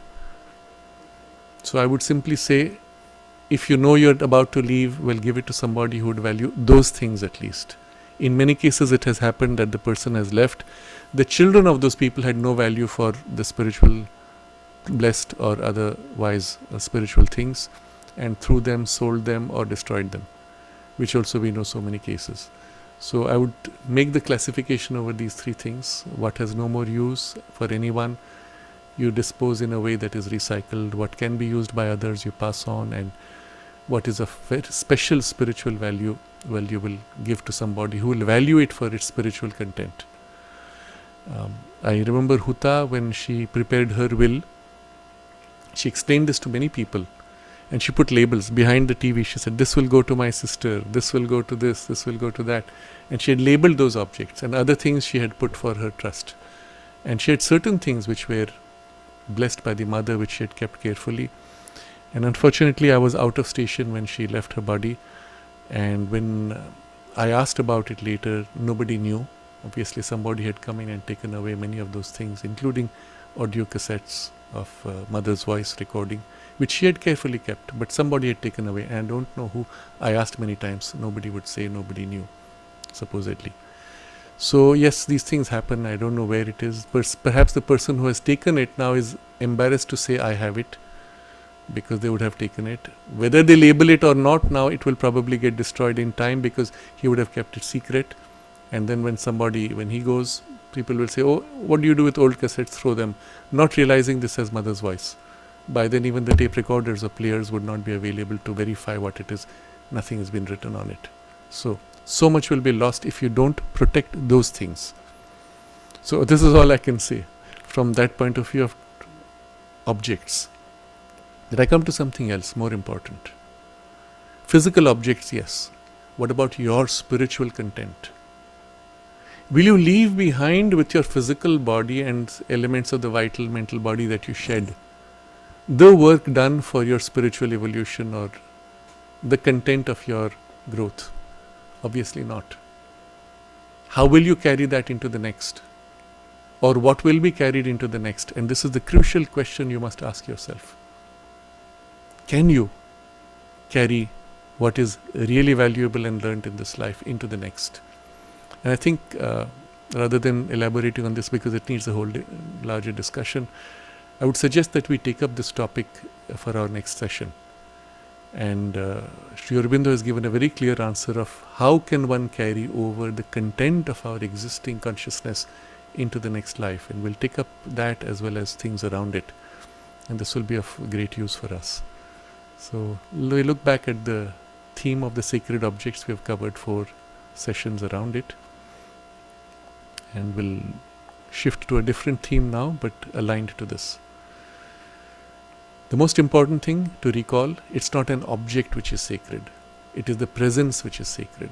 And to the extent the presence is there, or a remnant of its imprint, there is a sacredness.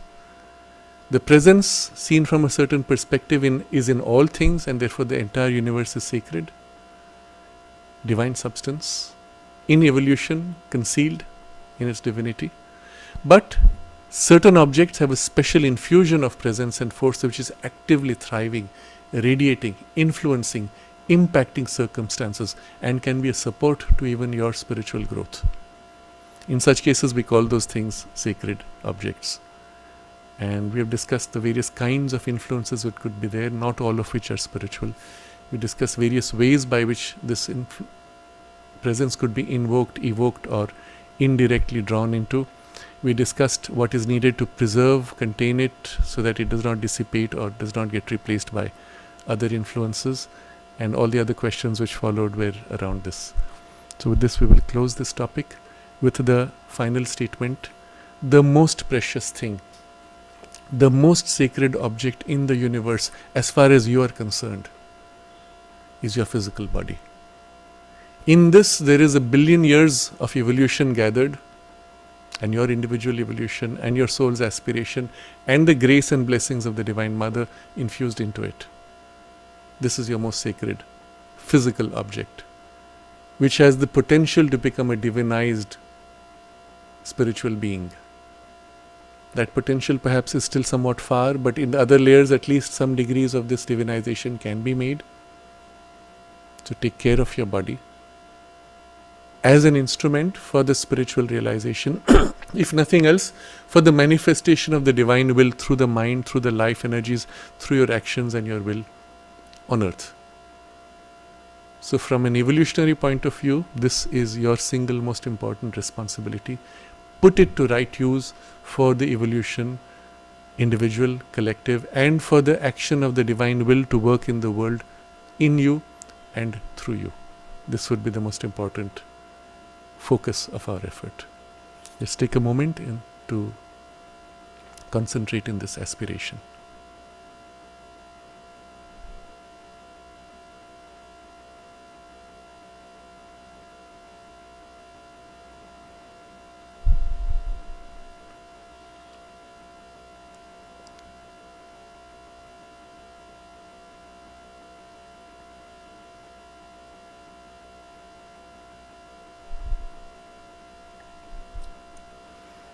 Namaste. Namaste. Thank you.